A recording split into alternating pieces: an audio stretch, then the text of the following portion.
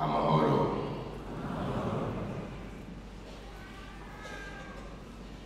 Manishimwe. Hallelujah. Praise God. It is good to be here again. I want to say thanks to Pastor Eliakim, to Pastor Oscar, and to the leaders who made this possible for me to be here. I am extremely grateful to be here today.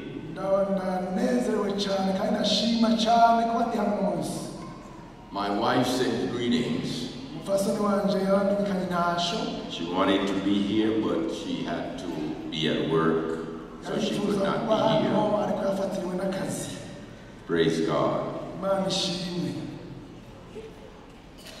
So I am Pastor Fred Mitchell from Toronto.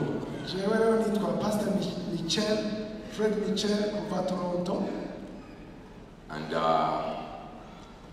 I have moved around a bit.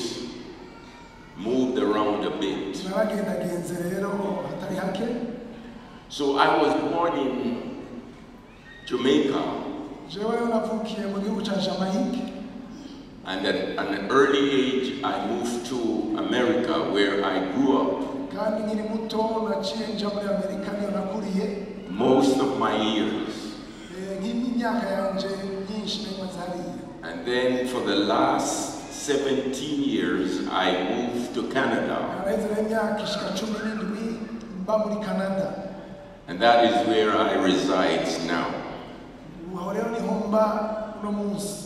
Praise God. I would like to greet you from the book of Acts, chapter 17, my favorite way of greeting. So the book of Acts,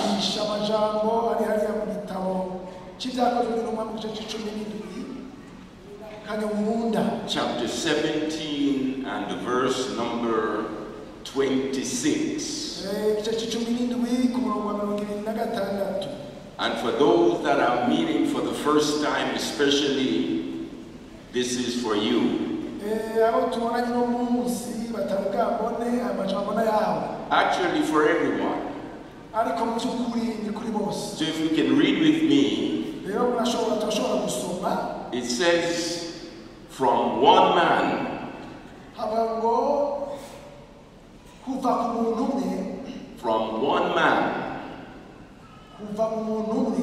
God made every nation of the earth. Every nationality came from one man. Hallelujah. And God determines the exact time and places where you and I should live.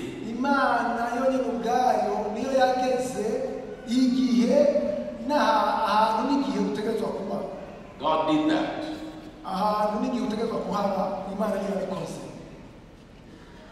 He scattered us all over the world.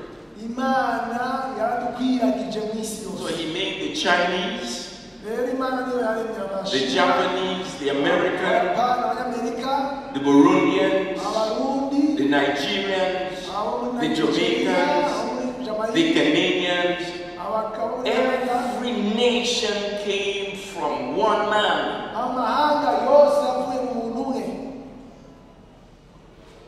And he said, now go to this country or that country.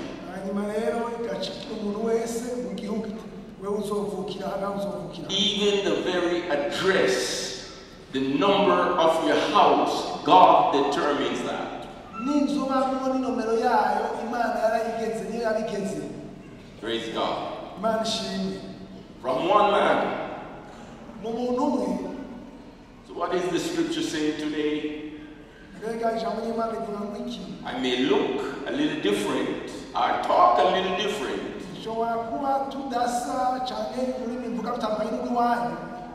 But it's saying from one man. At the end of it all, you are interconnected. Hallelujah. So I did my DNA to find out my roots. And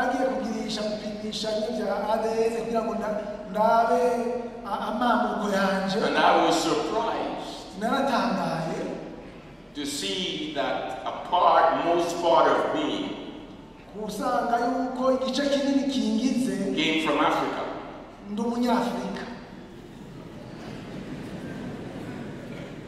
Most of it from Africa.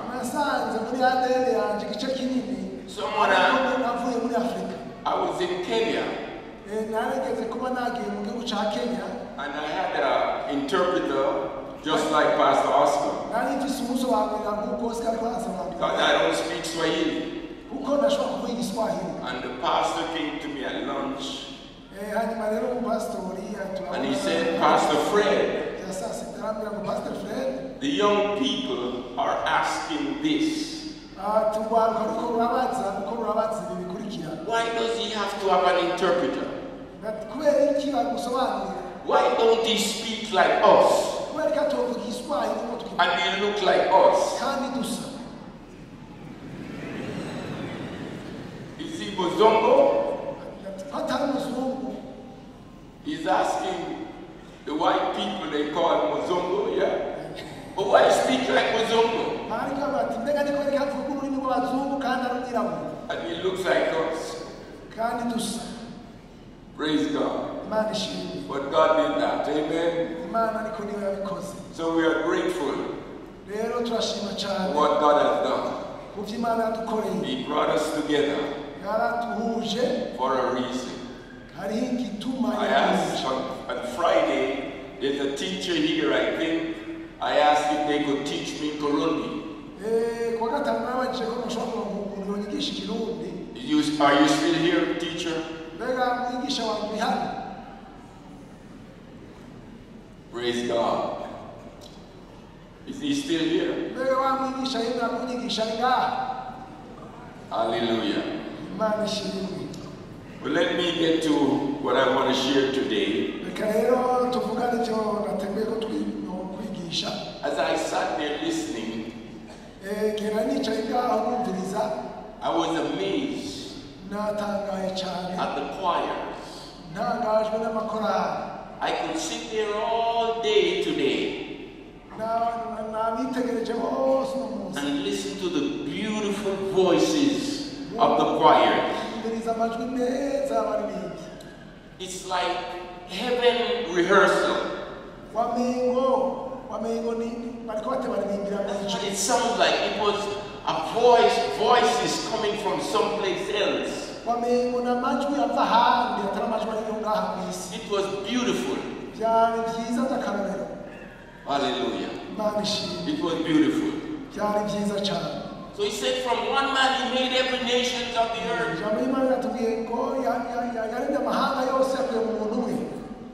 So I want to share something about Africa.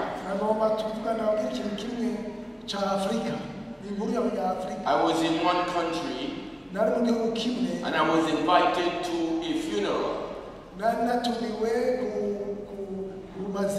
My host told me, don't go to a funeral in Africa. Don't go.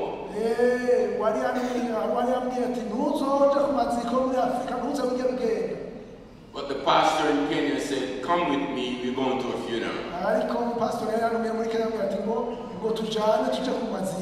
Why did he say don't go? Because the funerals it takes the whole day.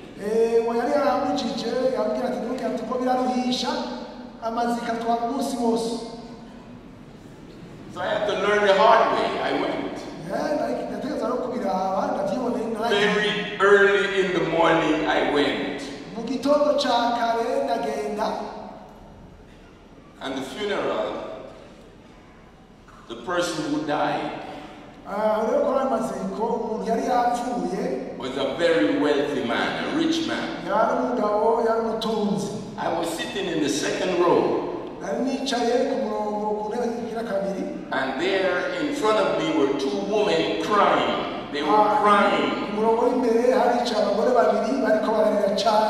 And the pastor said to me, "Hey, Pastor Fred, those two women, they are the wives of the man who died." I couldn't believe. I've never seen that. So I said, "Really?" He said, "Yes." They were hugging each other and crying, hugging and crying. So I wanted to know more. So I touched one of the ladies. I said, "Do you know that one?" She had tears down her eyes. She said, "Yes. We are married to the man in the coffin."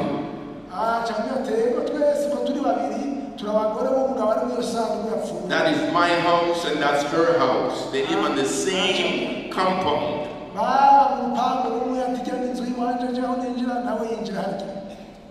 Then she said to me, "We are friends." Can you imagine? That could never happen in Canada. I don't think it will happen in Burundi either. Yes, ladies, you know.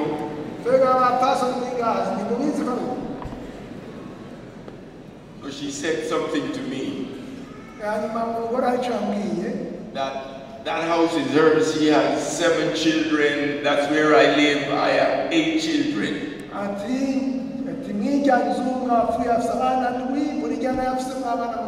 Let's look at the scripture.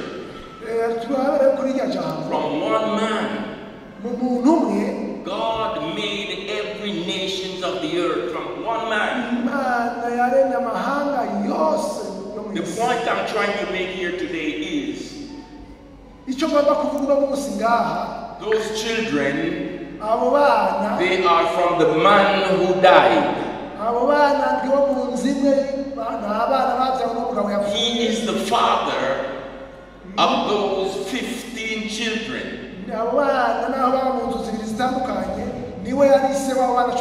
The only father. But they came from a different mother. Hallelujah.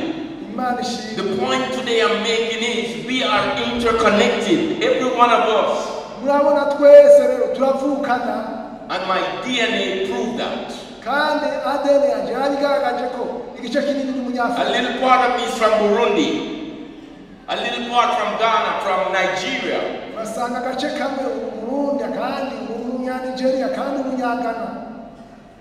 So they are brothers and they are sisters. I went to the UK. And while I was there, I decided to visit one of my sisters that I've never met. And I went to the house. It was late at night and I knock, knock, knock. Who is it? I'm playing a game with her now, surprising her. Who is it? The third time I said it's me. Your brother, Fred. And I could hear all the way from down the hall a big scream. And I could hear footsteps running to the door. And when she opened the door and she saw me, she ran and she leaped in my arms. And I grabbed her. I'm not a very strong guy. She was very pregnant. She was in the 9th month of her pregnancy. I thought to myself, oh my, she's gonna have the baby right there. umunezero agize umwana ukundi ngene aje ariruka simba ashobora guca byarira ngahanyo. She was so excited. Yaranezerewe cyane. She hugged me. And she hugged me. Today, my brothers and my sisters, that same excitement from my sister is what I'm feeling right now. I wish I could come to everyone and I could hug you just like my sister. And I could squeeze you just like my sister. Why all that emotion? She was happy to see her brother. That's the same way I'm feeling right now. I wish I could come right down there now. Hug you and squeeze you like my sister. I could come over there and I could hug you and squeeze you like my sister. Up there the same thing, over there the same thing, the same thing. Just come around and hug each and every one of you. Because I'm excited to be here. But it will take maybe the entire month to do that. So from where I'm standing, my brothers and my sisters, from where I'm standing, I hope you. I hope you. I hope you. I hope you. You're my brothers. And you're my sisters. From one man. God did that. Praise God. Praise God. For the last 2 fresh. You still look green. I said you're prophesying to me. Thank you. Hallelujah. In the book of Habakkuk, chapter 1, verse 5.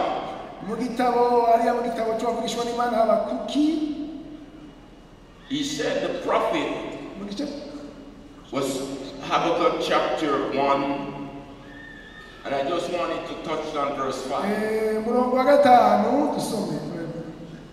But the prophet was complaining a lot of problems.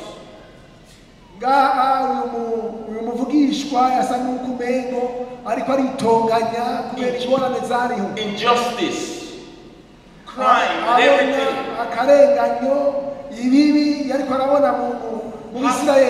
Habakkuk even said to God, are you sleeping? Are you not listening?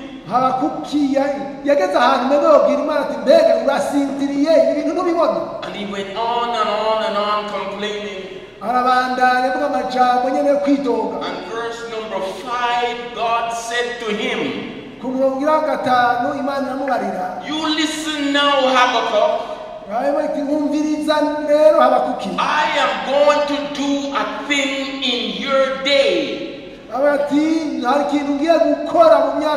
It will amaze you. You will be amazed, Habakkuk, at what I'm going to do. Look at the nations, problem everywhere. But I'm going to do something in your days. While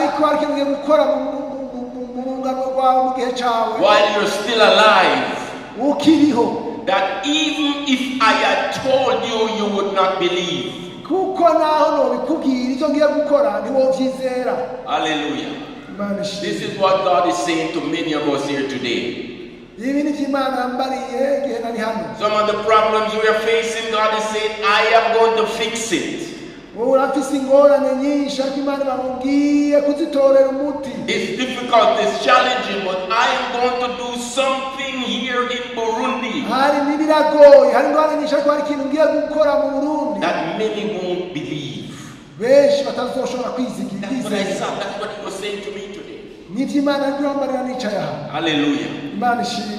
So turn with me to Jeremiah chapter 1 quickly, please. The young man was complaining. He was called at an early age. And he began to complain. So verse number 5 says, before I formed you, Jeremiah,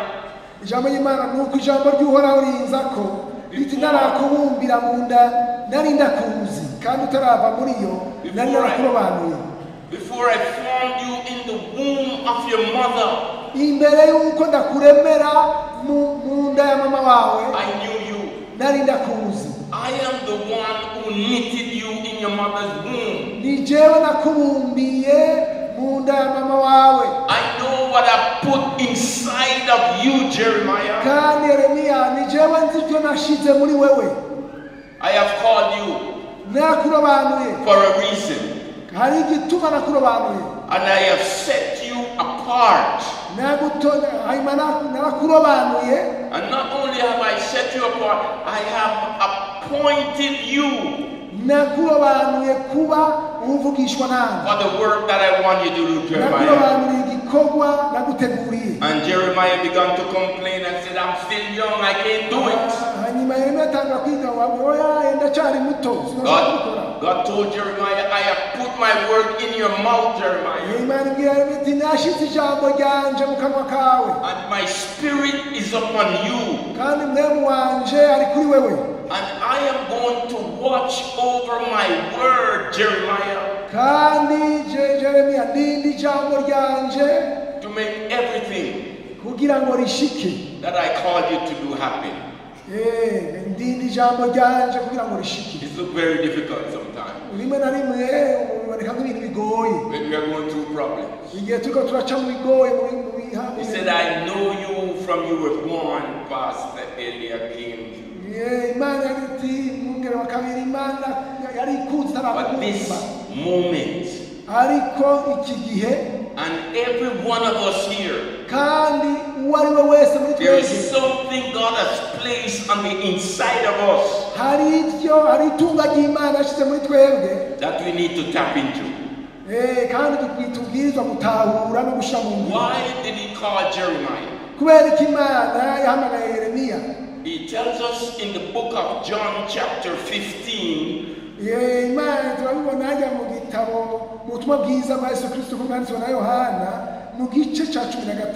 and verse number 16.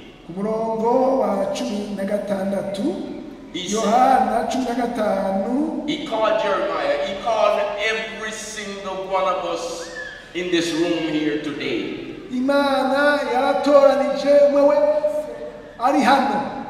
For a purpose. We all have a destiny to fulfill. Like but many complain just like Habakkuk, just like Jeremiah.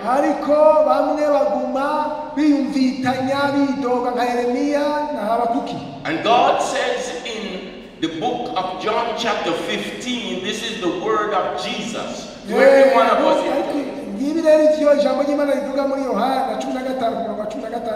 You did not choose me. Jesus is making it very clear to the disciples. You did not choose me, I chose you. And not only did Jesus choose us, he said, I have chosen you and I also appointed you. I have appointed you to go and bear fruit. No different from Jeremiah. Can you imagine? From a child like Jeremiah, you've been appointed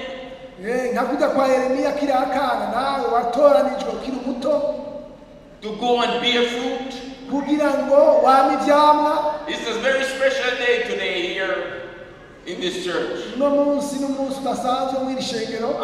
just want to take a moment to touch on something here. I know this is not my something that I'm asked to do, but I just want to touch on something here today.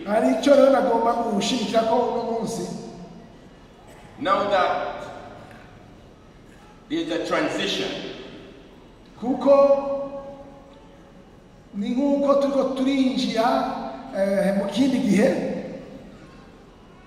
let's go to Ephesians quickly. Ephesians chapter 1 verse 4. He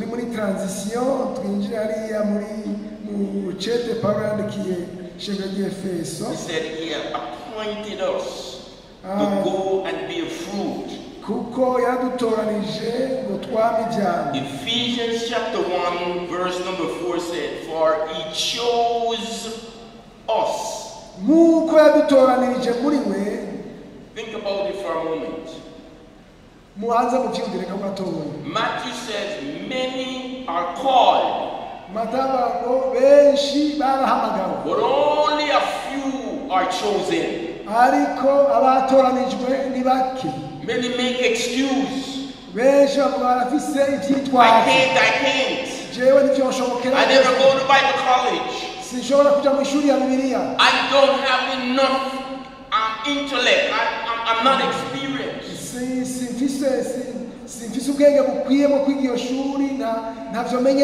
But look with me what Paul says. For what? He chose us in him before the creation of the earth. Before the creation of the world, God had this day in mind, Pastor Eliakim.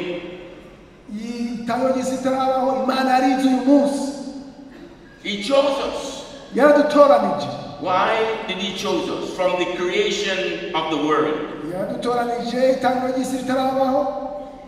It went on to say in him, he said, verse number 5, he has predestined us to be adopted as his sons. This is amazing scripture. Predestined. Before all the chaos, the world was empty and void. Before the foundation of the earth. I'm saying, Pastor Elliot, God had you in mind. You were chosen and picked. Before you knew that this day would come. Hallelujah. Predestined. He handpicked us. He handpicked you. Hallelujah. Let me go to Psalms 139 quickly. Psalms 139, I just want to read here what the psalmist is saying. Psalms 139 verse number Psalms 139 verse number 13 quickly. For you were created. You created my innermost being. You knit me in my mother's womb. Very intricately, God knit each and every one of us in our mother's womb for a reason. And he went on to say in verse number 15, my frame was not hidden from you when I was made in the secret place. He said, your eyes saw my unformed body. All my days. All your days, Pastor Eliakim. Read with me, he said they were ordained. All of our days were ordained by God. before one of them came to being. They were ordained. We are just working it out now. He said actually they were ordained for me and they were written in this book.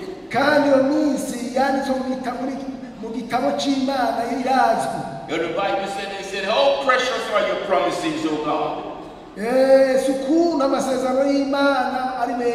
If I were to count them, they would outnumber the grains of sand on the seashore. This message is for everyone today. Me included, but for Pastor Eliakim especially. There are so many promises God has promised you. And God said, I am not a man that I should lie. Whatever I said is going to happen.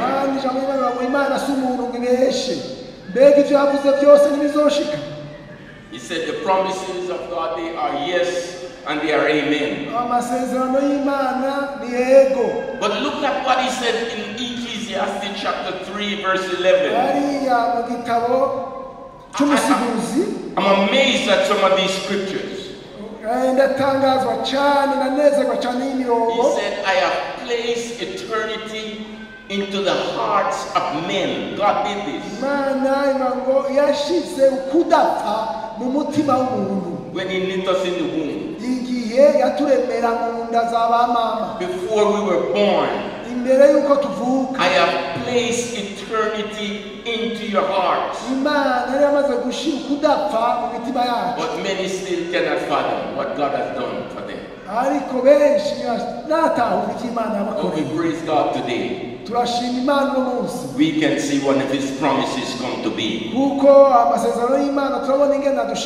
He said, I have plans for you, many plans to prosper you. In Jeremiah chapter 29.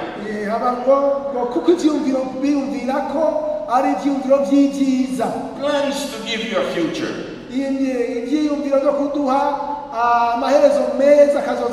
I'm hopeful that you will accomplish something in life.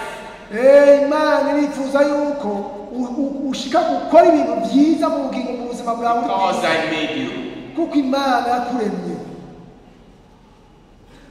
I was called dead at one time in my life. You preached on that the other day, Pastor. You remember you preached? Corpse, living dead, walking but no life, breathing but no life. They called me dead because I was an alcoholic. My life was wasting away. But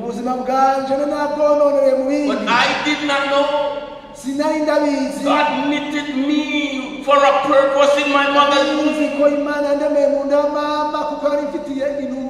It was 49 years old in Atlanta. God called me, changed my life.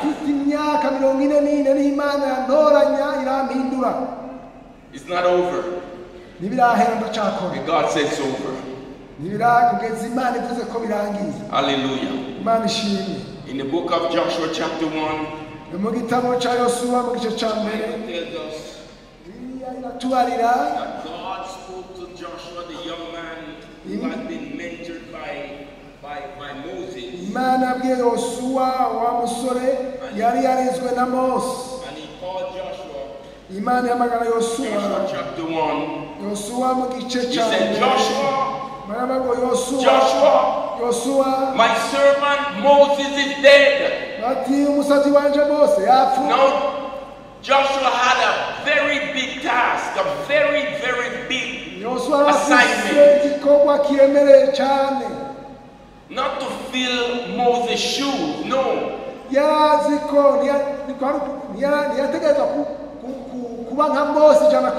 We are all uniquely made, different. So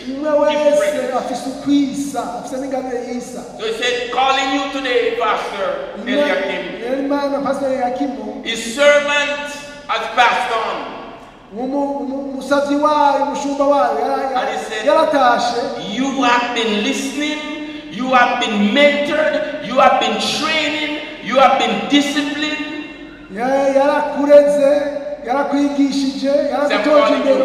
I'm calling you now. The first test came when Joshua was asked to bring the priest to cross the Jordan River.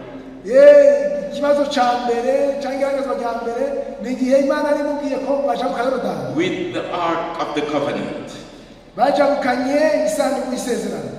And now they approach the Jordan. Pastors, please hear this for a moment. Please hear this for a moment. Of all the times God could bring Joshua to the Jordan is during the rainy season.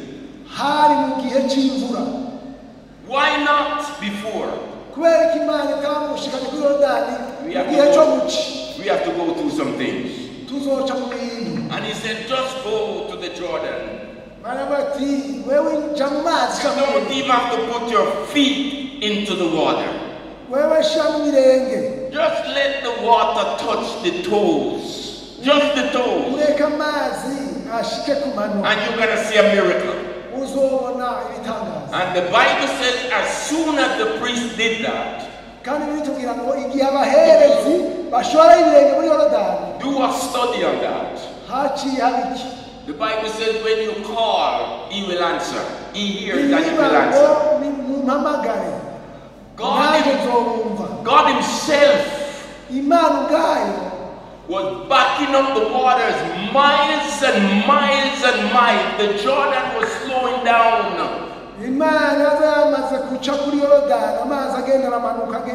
And as soon as his priest's feet touched the water, the Bible says the water parted. God was working on it before, Pastor. And they crossed on dry land. They crossed on dry land. Hallelujah. He said, my ways are not your ways. Neither my thoughts are your thoughts. They are much higher. You cannot fathom God. Take him at his word. He's God, he never lies. Take him at his word.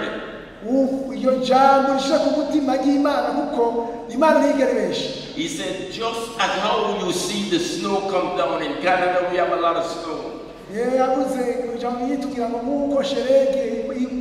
Just as how you see the rain come down and the snow.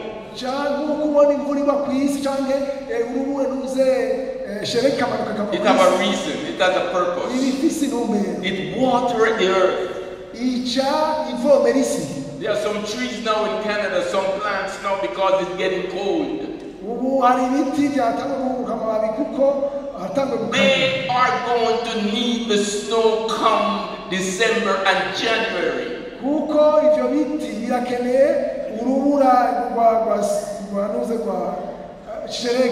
That I didn't know until I met someone who worked for the environment company.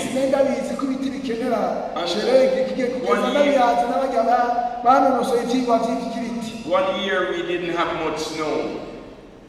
We did not have much snow one year. And I was saying, what a beautiful winter we had. No, not much snow. I hope the rest of the winters here in Canada is like that.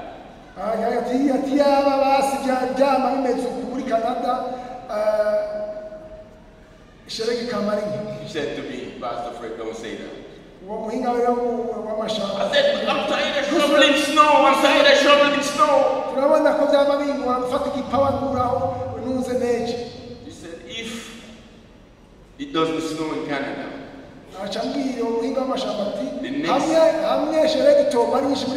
The next year we'll have drought.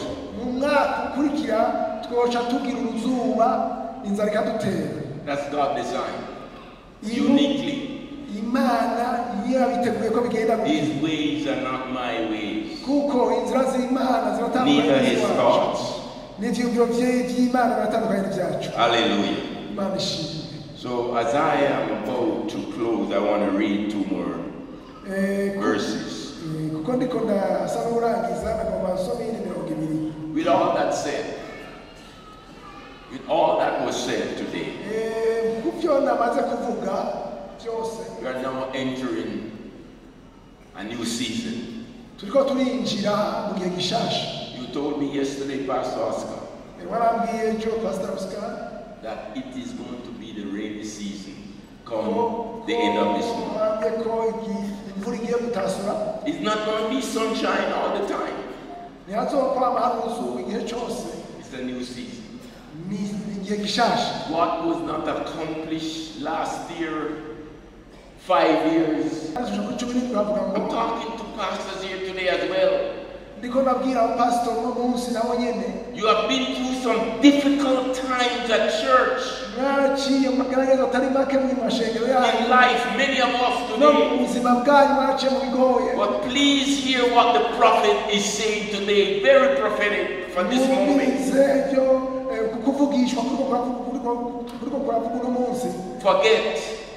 Forget about the former things. The old things that happen that causes pain and headaches and disappointment. Forget the former things. This is the word of God to us today. Do not dwell on the past anymore. God is a God of the future. I'm speaking to somebody here today. The past will only cause you to lose sleep over disappointment.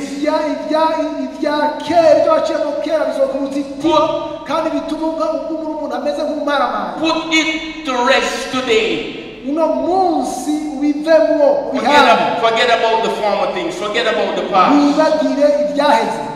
Why is God saying that? I want to do something in you that have never been done before.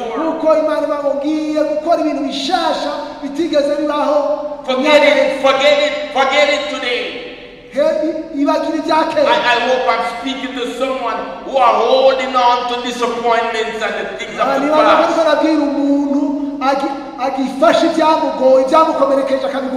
Look with me. He says, Isaiah chapter 43 verse 18. He says, forget the former things. Verse 18.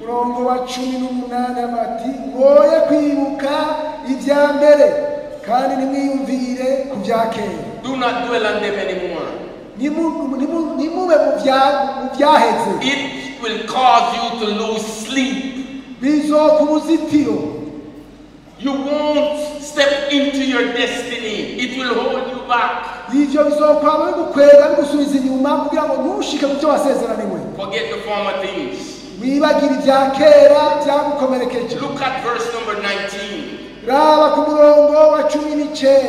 Can you not see? Can you not see? He says, I am doing a new thing from this very moment in your life. I'm doing a new thing. Not old. Something new. It's a new season. And he said, I am doing a new thing from this very day. In your life. In many of us lives today. Hallelujah. I'm doing a new thing. look, he said, look, the wilderness that was dried up. The wilderness, he said, I'm going to make water spring comes up in the desert. Do you believe? Can you perceive that? He's asking the question.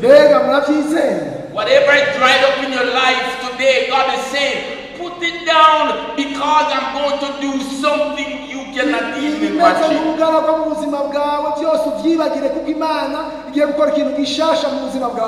The dry, parched ground, the desert, he said, water is going to come out of it to water the land. Hallelujah.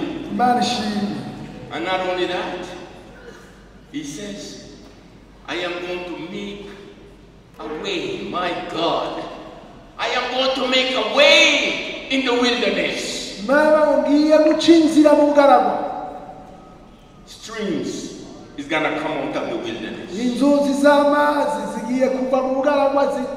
Streams of water is going to come out. Not for this church only. Not for the new season, Pastor Eliakim, only for you.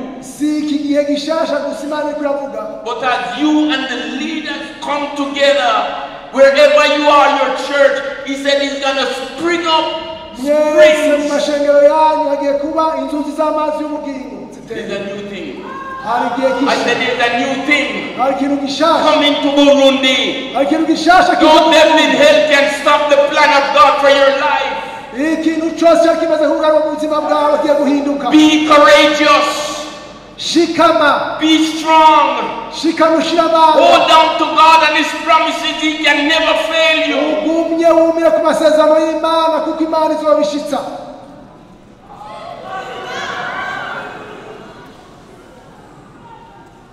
It's going to be like the Psalms, where it says, you're going to be like the tree. I hope somebody get this. That planted by the water 24/7. Your ministry and you will be flourishing. Can somebody believe that today? Can somebody believe that today for your church? For there's a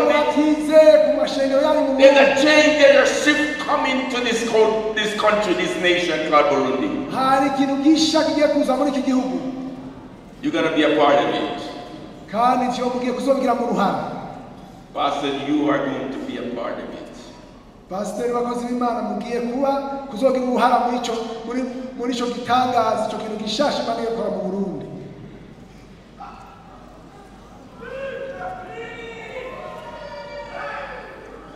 He said even the wild animals. Verse number 20. Ibikoko byo mu ishamba bizonyubaha bona imbwebwe n'ibisiga byitwa imbuni. Kuko ntanze amazi mu bugaragwa ngatembesha inzuzi ahagadutse kugira ngo nyweshe abantu banje bamwe natoranije. He's going to make it happen. Imana izobishitsa. Beloved, these are not mere words. Bakundwa asa amajambo gusa. These are very prophetic words from God, not from me. Ubuhanuzi buva mu kanwa k'Imana. Why would I receive that invitation when I decide to take a break? Could it be?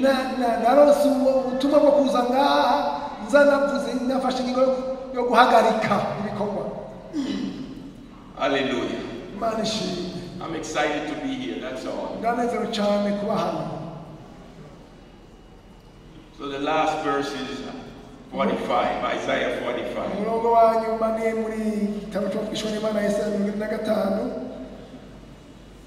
I want to read verse number 2.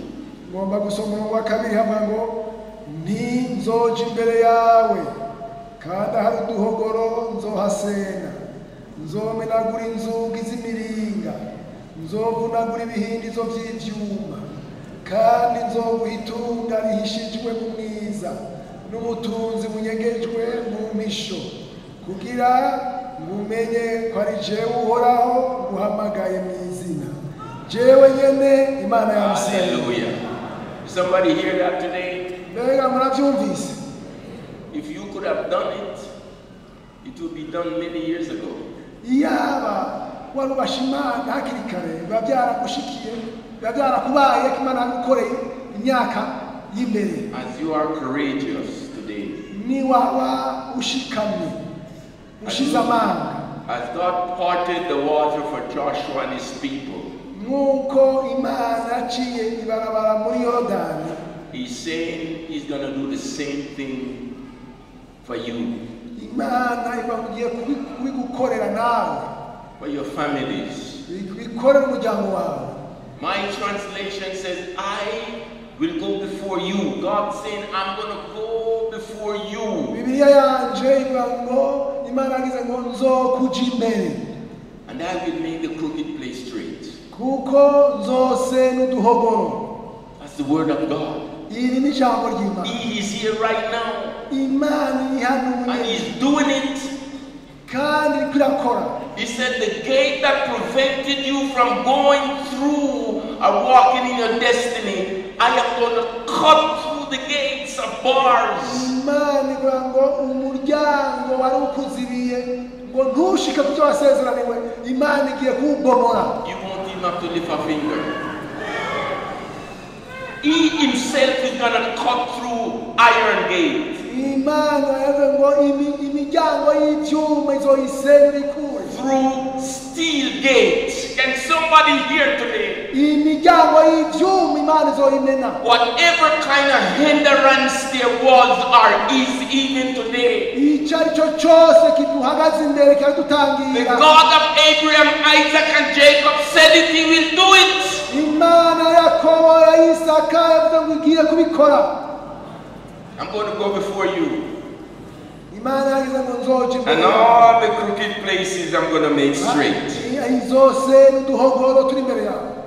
After I cut through the gates. Imana yagiye kubomora ngo rugi rw'ibyuma badutangira. Hallelujah.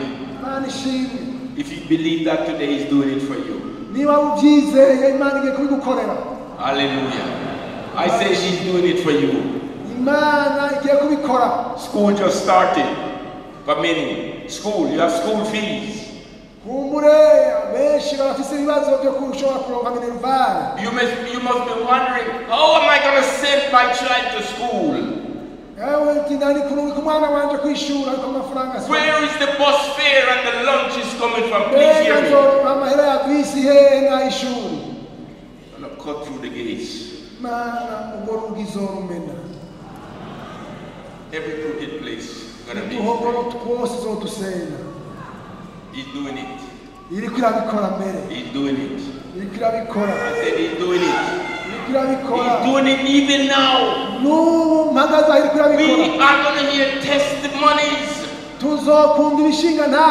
Even before I leave back to Canada on the 22nd of this month. He cannot lie. Look what he says. Once he cut through all the gates, the hindrances, the mountains, he's going to cut it, he's going to level it.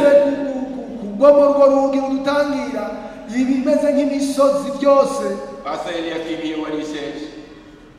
I will give you. Look with me. But it's not verse number 3. I will give you the treasures.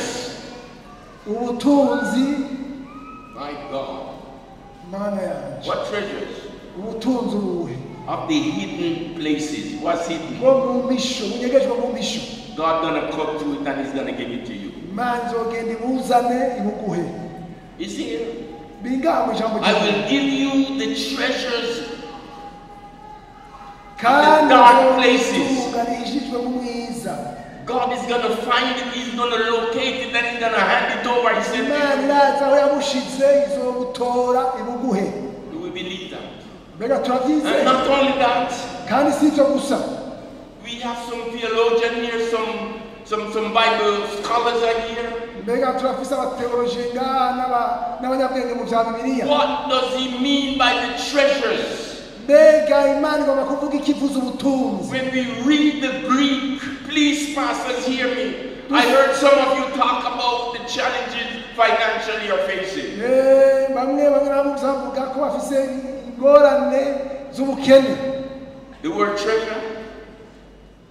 The word treasure in the Greek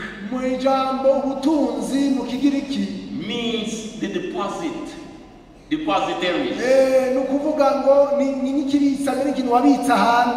That's what he says he's going to give. Just like you bring deposit to the bank and you put it there.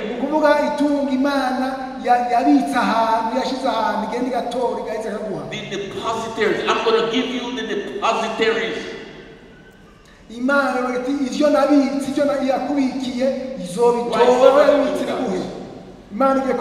As I close, why is he going to do that? I will give you the treasures of the darkness. They won't be able to stumble anymore.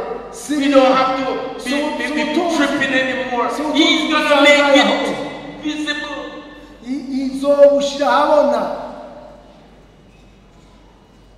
And the treasures of what? The secret places. Oh, twice. The treasure of the secret places.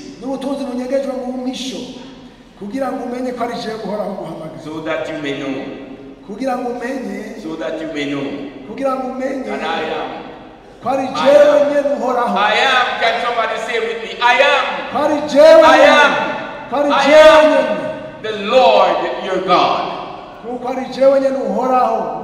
He's gonna make it happen. Hallelujah. He's gonna do it. Just like the prophet that was complaining, God answered him. I am going to do something in your days as bad as it looks, that you will be amazed. You're going to scratch your head. How come? But he's God. Hallelujah. He's going to do it. I said he's going to do it to somebody here today. Somebody here, you're going to experience the favor of God. I am speaking over your life today that the blessings of Abraham, Isaac, and Jacob will be your portion.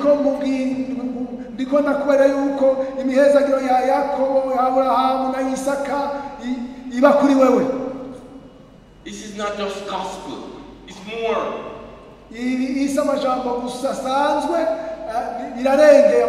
God promised he's going to do it. We need to see what we are preaching manifest. And I believe it's going to happen. We may even see on the news. We may see on the news when I go back to Canada that there's a large quantity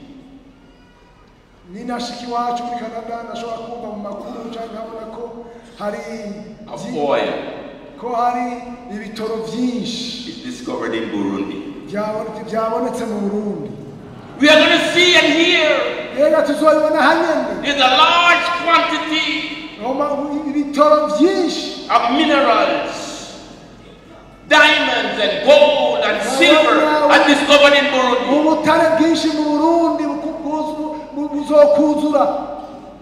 The economy is going to be changing. The first day I came, my driver in Bujumbura were coming, and he showed me, hey, Pastor Fred, you see those people over there? Maybe more than in this room. The people, they were waiting for transportation for the bus. I said, why are they waiting so many people at the same time? Why? There's no petrol. Yes? There's no gas. Yes? Somebody believe with me today? Don't look up the former things anymore. I said it's going to change. God said I'm going to do a new thing in Burundi. All things are going to pass away. I know you cannot see in the physical right now, but in the spiritual, God is doing it.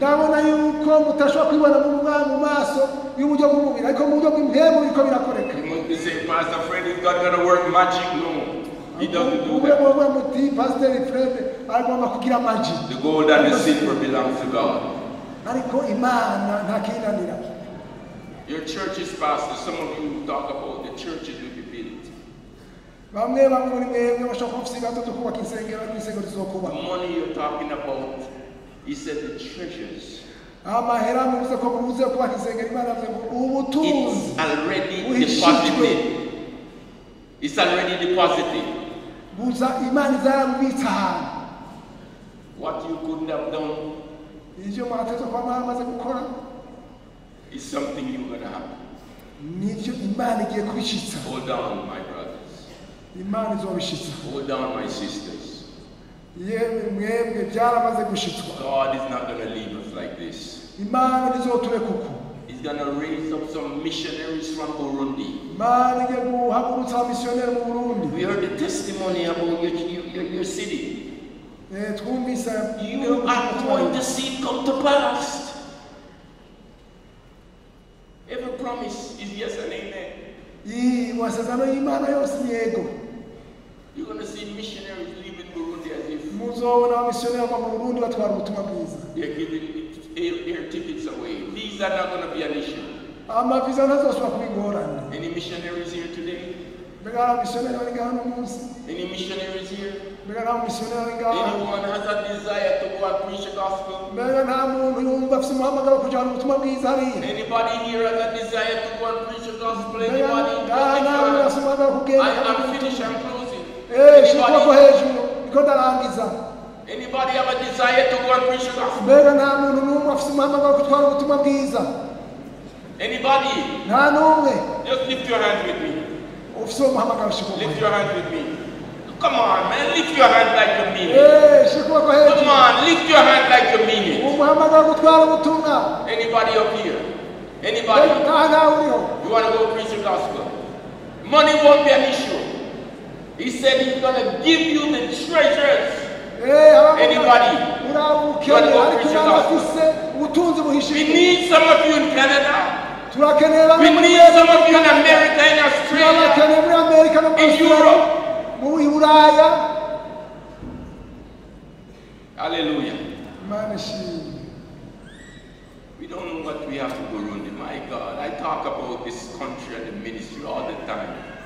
I've never seen this. You are 10% of believers in this country. We don't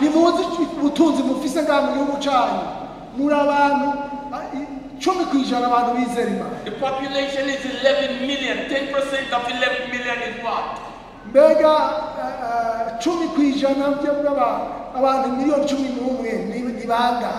In Japan only have 1%.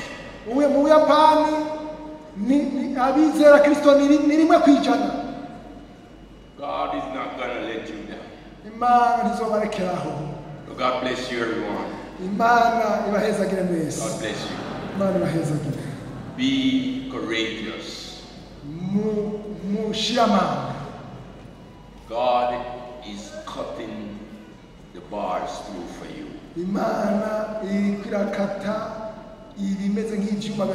Your child will finish school. Young people, you will finish and you will finish well. In Jesus' name. God bless you. God bless you. God bless you. Amen.